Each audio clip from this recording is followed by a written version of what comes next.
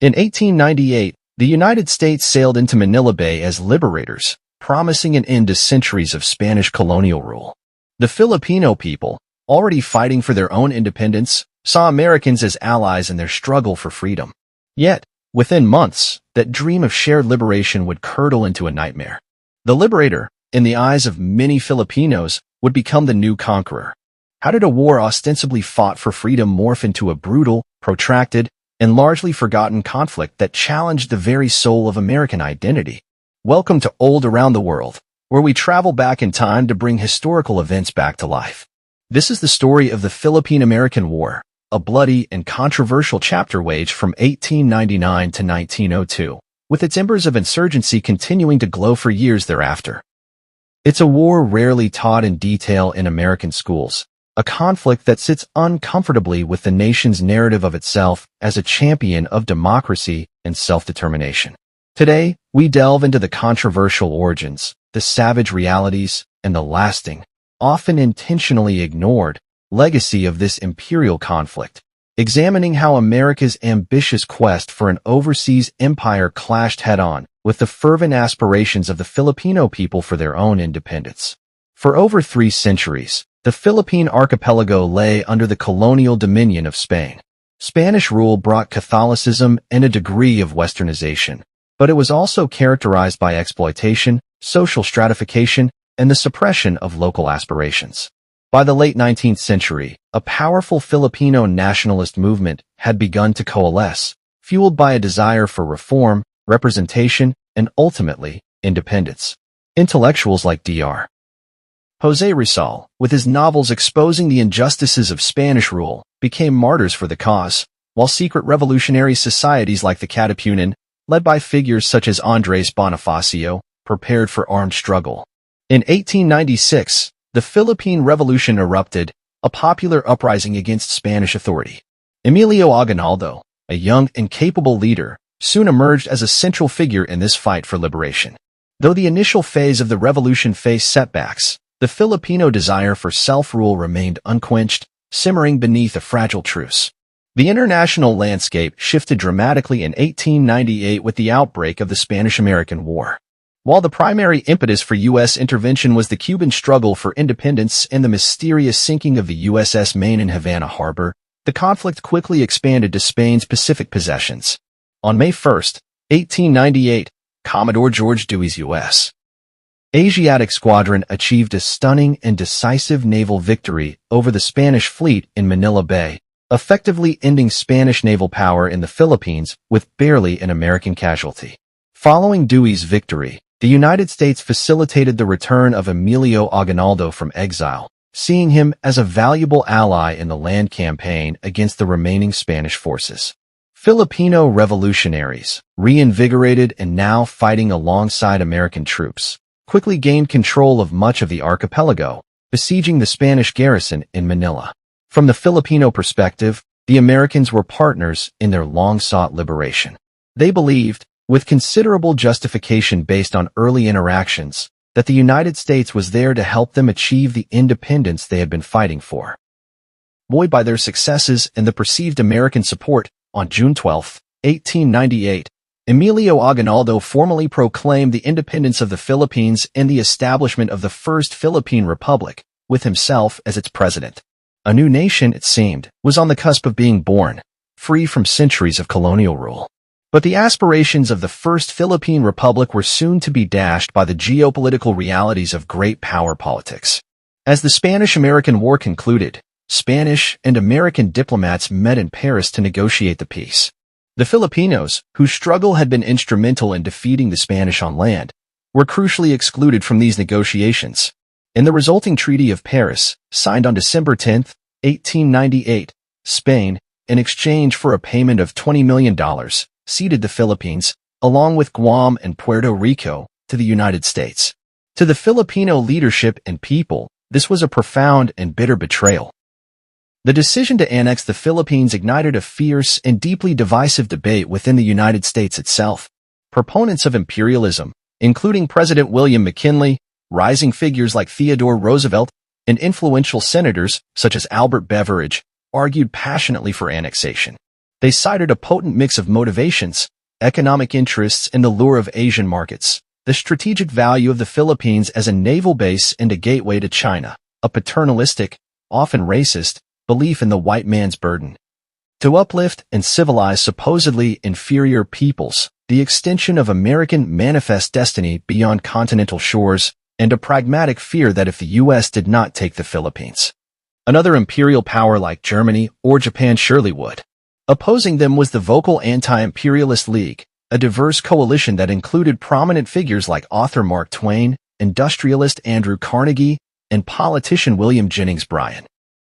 They argued forcefully that annexing the Philippines against the will of its people violated America's own founding principles of self-determination and anti-colonialism, warning that empire abroad would inevitably corrupt democracy at home.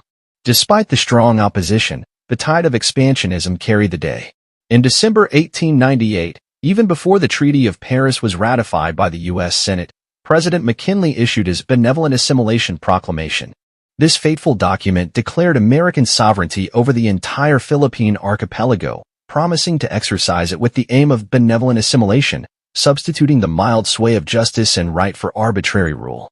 It spoke of America's mission to civilize and Christianize the Filipinos, a statement that deeply angered many Filipinos, the majority of whom were already Roman Catholic after centuries of Spanish rule, and who saw it as a condescending justification for outright colonial subjugation. As American forces consolidated their control over Manila, effectively sidelining Aguinaldo's Republican government, tensions between the erstwhile allies escalated dramatically. Filipino troops, who had fought for their independence, now found themselves confronting a new foreign power that seemed intent on denying them that very freedom. Demarcation lines were drawn around Manila, creating a powder keg atmosphere, with thousands of armed and increasingly resentful soldiers from both sides facing each other in close and uneasy proximity. The spark that ignited the Philippine-American War came on the night of February 4, 1899, just 2 days before the U.S. Senate was scheduled to vote on ratifying the Treaty of Paris. An American sentry, Private William Grayson, patrolling a bridge in Santa Mesa, Manila, fired upon a group of Filipino soldiers who were allegedly attempting to cross into American-held territory. Accounts of who fired first and the exact circumstances remain contested, but those shots triggered an immediate exchange of fire, which rapidly escalated into a full-blown battle. The Philippine-American War had begun, a conflict that the United States government would initially term the Philippine Insurrection, deliberately framing it as an internal rebellion rather than a war against a sovereign republic. The initial phase of the Philippine-American War, lasting through much of 1899, was characterized by conventional, set-piece battles. The United States forces, generally better armed with modern Krag-Jorgensen rifles and superior artillery, better trained in conventional tactics, and possessing overwhelming logistical support, quickly gained the upper hand against the fledgling, often poorly equipped, Filipino Republican Army. American troops, under commanders like General Elwell Otis, systematically pushed outwards from their stronghold in Manila, capturing key towns, strategic river crossings, and vital railway lines. They seized Malolos, the besieged capital of Aguinaldo's embattled republic, finding it largely deserted as Filipino forces retreated rather than be decisively crushed. Despite instances of courageous and often desperate resistance by Filipino soldiers fighting for their homeland, they were repeatedly outmaneuvered and outgunned in these early, more traditional engagements, suffering heavy casualties and a string of demoralizing defeats. Faced with these overwhelming conventional defeats and the steady erosion of his regular army, Emilio Aguinaldo and the Filipino leadership made a critical, and historically common, strategic shift in late 1899. They officially disbanded the remnants of the conventional Filipino Republican Army and formally adopted the tactics of guerrilla warfare. The nature of the conflict transformed dramatically, evolving into a protracted, decentralized, often exceptionally brutal, and deeply frustrating insurgency for the American occupiers. This new phase of the war was fought across the incredibly diverse and challenging terrain of the Philippine archipelago, from the dense, malaria-ridden tropical jungles and rugged, almost impassable mountain ranges of Luzon, to the remote villages scattered across hundreds of smaller islands, and the sweltering, disease-prone rice paddies and coastal swamps. Small, highly mobile bands of Filipino guerrillas, often enjoying significant, if sometimes coerced, support from the local civilian population who provided food, shelter, and intelligence, conducted relentless ambushes on American patrols, daring raids on isolated garrisons and supply lines, and swift, hit-and-run attacks, aiming to inflict casualties, disrupt American control, wear down the U.S. will to continue the fight, and ultimately make the human and financial cost of continued occupation intolerably high for the distant colonial power. The American military, deeply frustrated by the elusive nature of this new guerrilla enemy, the widespread popular support for the insurgency in many areas, and the mounting American casualties, responded with increasingly harsh, often brutal, and systematically implemented counterinsurgency measures. These tactics, sometimes explicitly ordered by senior commanders, sometimes arising from the unbridled frustrations, fears, and racist attitudes of soldiers on the ground operating with little oversight, included the widespread, often indiscriminate, burning of entire villages suspected of harboring or supporting guerrillas, the systematic destruction of crops, granaries, and livestock to deny essential support to the insurgency and to terrorize the civilian population into submission, and the forced relocation of vast numbers of civilians from their homes into designated reconcentration camps or protected zones, a strategy chillingly and euphemistically referred to as the zona system. Within these overcrowded and often unsanitary camps, disease, malnutrition, and starvation were frequently rampant, leading to immense civilian suffering and death. Torture of suspected insurgents and civilian sympathizers to extract information became a common, if officially denied, practice, with the infamous water cure, a brutal form of waterboarding that simulated drowning, being widely employed. Many of these harsh measures chillingly paralleled the very Spanish reconcentrado tactics in Cuba that the United States had so vehemently condemned just a few years earlier as barbaric, leading to a growing sense of unease, hypocrisy, and moral outrage among some American observers and soldiers. The brutality escalated significantly in certain regions where resistance was particularly fierce. General Elwell Otis, the initial American commander, and later his successor, General Arthur MacArthur Jr., father of the future World War II icon, General Douglas MacArthur, oversaw these increasingly severe and often morally compromising campaigns. Perhaps the most notorious and well-documented example of American ruthlessness occurred on the island of Samar in late 1901 and early 1902. Following the Balangiga massacre in September 1901, where Filipino villagers and guerrillas launched a devastating surprise attack on Company C of the 9th U.S. Infantry, killing nearly 50 American soldiers in a bloody engagement. U.S. forces under the command of General Jacob H. Smith retaliated with a horrific campaign of indiscriminate, collective punishment. Smith infamously issued orders to his subordinate, Major Littleton Waller, to kill every 1/10 and to turn the interior of Samar into a howling wilderness, explicitly stating, "The more you kill and burn, the better it will please me." While the exact scale of the killings that followed is still debated by historians, the genocidal intent expressed in Smith's orders was undeniably brutal. And the subsequent campaign of destruction and killing across Samar left a deep and lasting scar of bitterness and trauma.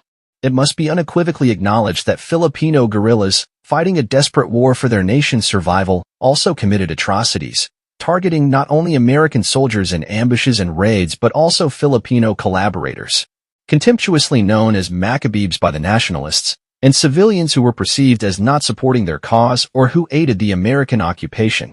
However, the sheer scale of suffering, death, and devastation was overwhelmingly borne by the Filipino people. Estimates of Filipino deaths during the entire course of the war vary wildly and remain a subject of intense historical debate, ranging from tens of thousands of direct combatant deaths to several 100,000, or even, according to some Filipino historians, upwards of 1 million civilian deaths when factoring in those who perished from combat, disease, such as cholera and dysentery, which thrived in the reconcentration camps and disrupted communities, famine caused by the destruction of agriculture, and the overall devastating societal effects of the brutal counterinsurgency campaigns. American combat deaths numbered around 4,200, with thousands more wounded or dying from tropical diseases. Underlying much of the extreme brutality and the willingness of some American soldiers to engage in atrocities was a pervasive, deeply ingrained racism that characterized many American attitudes towards Filipinos at the time.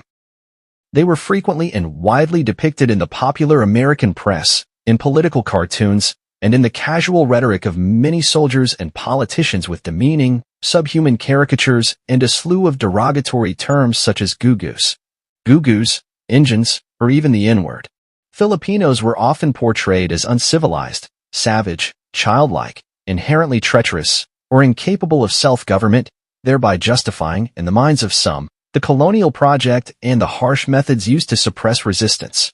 This pervasive dehumanization undoubtedly made it psychologically easier for some American soldiers to perpetrate, and for some commanders to condone, acts of extreme violence and cruelty.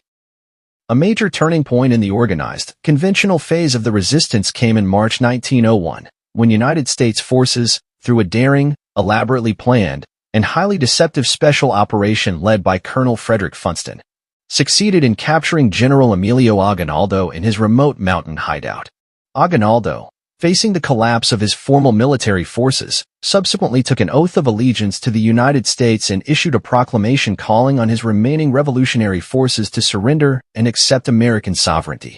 Following Aguinaldo's capture and his appeal for an end to hostilities, President Theodore Roosevelt, who had succeeded the assassinated President McKinley, officially declared the Philippine-American War over on July 4, 1902, proclaiming a general amnesty for most former insurgents.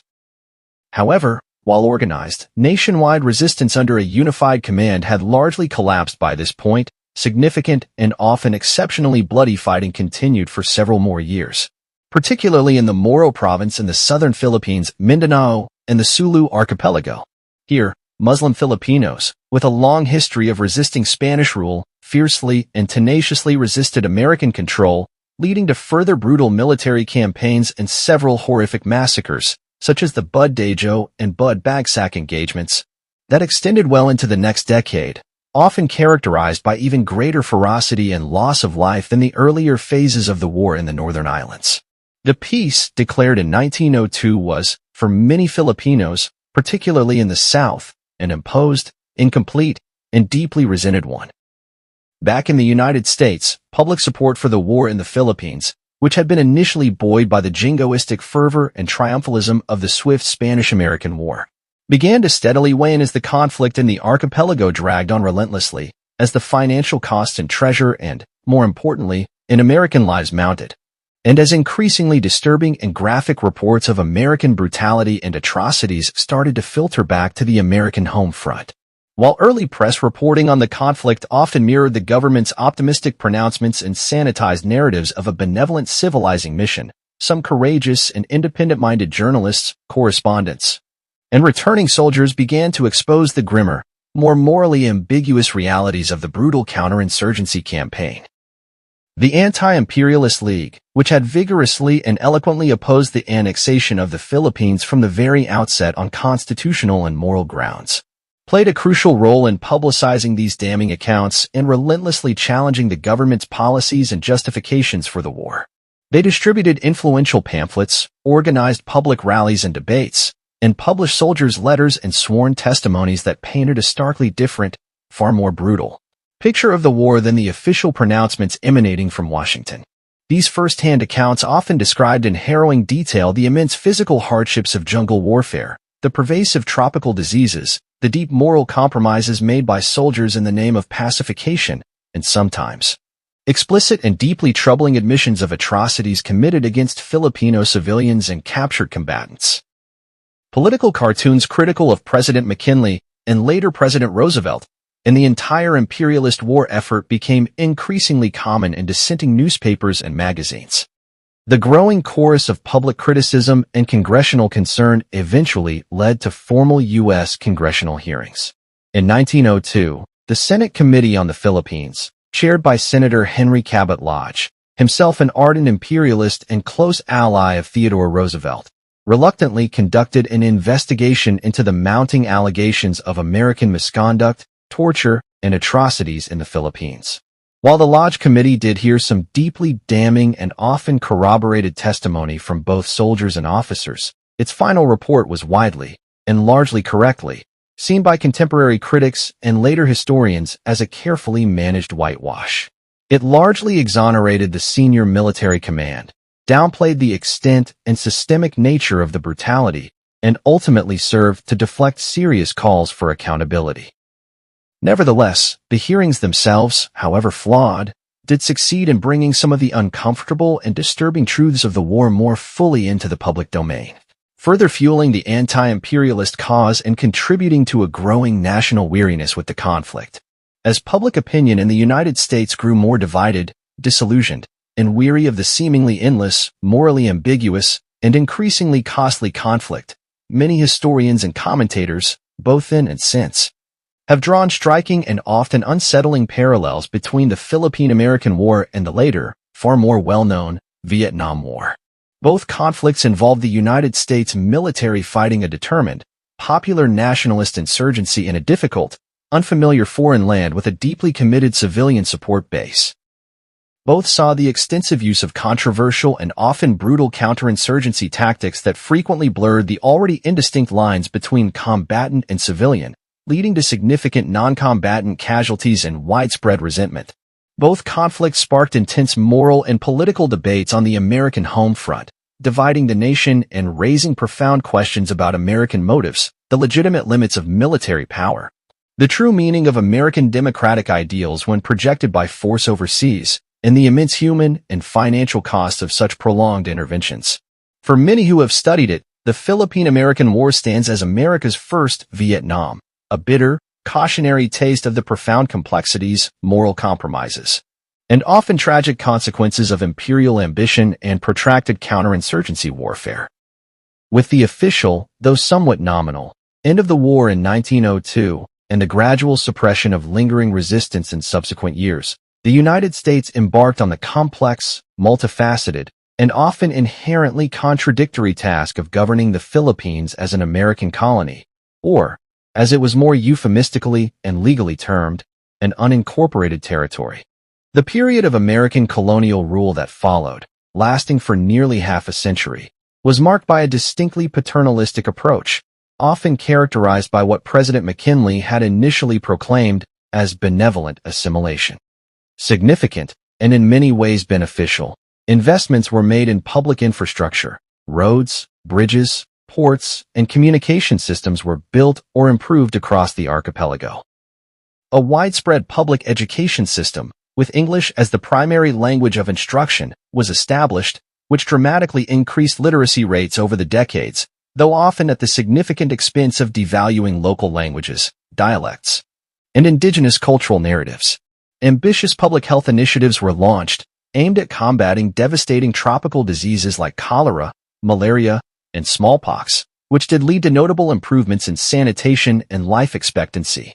Alongside these efforts at modernization, infrastructure development, and social uplift, all undertaken, it must be remembered, within the framework of a colonial power dynamic, the United States also gradually, and often cautiously, introduced elements of limited self-government to the Philippines. A Philippine Assembly was established in 1907, followed later by a Philippine Senate, providing Filipino political elites with a platform for participation in governance. Though ultimate authority and veto power remained firmly in the hands of American governors general appointed by Washington, the Filipino aspiration for full, genuine independence, though forcefully suppressed by the American military during the war years, never truly died. It continued to be pursued tenaciously and skillfully through political channels, both in Manila, through the burgeoning nationalist parties, and in Washington, D.C., by eloquent Filipino resident commissioners and lobbyists. This long, persistent campaign for self-determination eventually bore significant fruit with the passage of the Tydings-McDuffie Act by the U.S. Congress in 1934. This landmark legislation promised the Philippines full independence after a 10-year transitional period as a self-governing commonwealth. This carefully planned transition towards sovereignty, however, was brutally interrupted by the Japanese invasion and subsequent occupation of the Philippines during World War II, a horrific period which, paradoxically, saw Filipinos and Americans once again fighting side by side, this time as allies against a common imperial aggressor. Finally, on July 4, 1946, nearly half a century after Emilio Aguinaldo had first boldly proclaimed it from a balcony in Cavite, the Philippines achieved full, internationally recognized independence. On that historic day, the American flag was ceremoniously lowered, and the Filipino flag was proudly raised over a sovereign nation. The United States formally relinquished its colonial claim, though strong, complex, and often asymmetrical economic, military, and cultural ties between the two nations would endure and continue to evolve for many decades to come. Yet, despite its undeniable historical significance, its shocking brutality, and its profound, lasting impact on both the United States and the Philippines, the Philippine-American War remains, for many Americans, a conspicuously forgotten conflict, a shadowy chapter often overlooked or significantly marginalized in popular American historical memory and even in many educational curricula. Why is this pivotal and deeply revealing chapter so often relegated to the periphery? Several factors likely contribute to this collective amnesia. The war was quickly and comprehensively overshadowed by larger, more globally consuming, and more narratively convenient events such as World War I, the Great Depression, World War II, and the subsequent Cold War. Furthermore, the Philippine-American War does not fit neatly or comfortably into the heroic, often self-congratulatory, American national narrative of fighting for freedom, liberating the oppressed, and championing democracy. Instead, it presents an uncomfortable, deeply challenging picture of the United States acting explicitly as an imperial power, violently subjugating a people who were themselves fighting for their own national self-determination. The uncomfortable, unavoidable questions it raises about American motives, the often explicitly racist underpinnings of some prominent imperialist arguments of the era, and the well-documented, often horrific atrocities committed by American forces in the name of pacification and benevolent assimilation make it a difficult, morally ambiguous, and often deliberately avoided subject in classrooms and public discourse. The enduring impact of the Philippine-American War, however, whether consciously acknowledged or not, is undeniably profound. It fundamentally shaped the trajectory of U.S.-Philippine relations for over a century, creating a complex legacy of cooperation, resentment, dependence, and shared history. It marked America's full-fledged, unambiguous entry onto the world stage as a significant global power, complete with overseas colonial possessions and the attendant responsibilities and moral compromises of empire. It provided early, and often exceptionally bitter, lessons in the brutal realities and profound difficulties of counterinsurgency warfare, lessons that would, tragically and repeatedly, often be unheeded, forgotten, or painfully relearned at great human and moral cost in subsequent American military interventions abroad. And it remains a critical, if often unacknowledged and understudied, chapter in the complex, sometimes contradictory, and ever-evolving history of American foreign policy and the nation's frequently contested understanding of its proper role and responsibilities in the wider world. The Philippine-American War was a brutal, complex, and deeply consequential conflict, born from the jarring collision of America's burgeoning turn-of-the-century imperial ambitions and the fervent, deeply rooted Filipino desire for national self-determination. It was a war that witnessed acts of extraordinary heroism and appalling savagery, of lofty idealism and cynical realpolitik on all sides. For the United States, it was a period that starkly, and often painfully, challenged the nation's own cherished founding principles of liberty, consent of the governed, and self-government, forcing Americans, both then and now, to confront the inherent and often irreconcilable contradictions of acting as a colonial power while simultaneously professing to be a global beacon of democracy and freedom. The importance of remembering, studying, and honestly grappling with this forgotten conflict lies not in a desire to assign simplistic blame or to indulge in unproductive national guilt, but rather in striving for a more complete, more honest, more nuanced, and ultimately more mature understanding of American history in all its manifold complexities. It is about acknowledging the difficult, uncomfortable truths alongside the more celebrated national triumphs. It involves understanding, with empathy and critical awareness, the perspectives and experiences of those who were profoundly impacted, often devastatingly, by American actions and policies. And, crucially, it is about learning the vital, often hard-won, lessons from the past in order to inform a more just, more responsible, and more enlightened future. The ghosts of the Philippine-American War, though often silent and unacknowledged in mainstream American historical narratives, still linger, subtly shaping present realities and powerfully reminding us of the profound, enduring human cost of empire, the unquenchable power of the struggle for freedom and national sovereignty, and the absolute necessity of critically, courageously, and continuously examining our nation's complex role and responsibilities in an interconnected and ever-changing world. If this impacted you, please like, subscribe, share, and comment. Bye, history lover.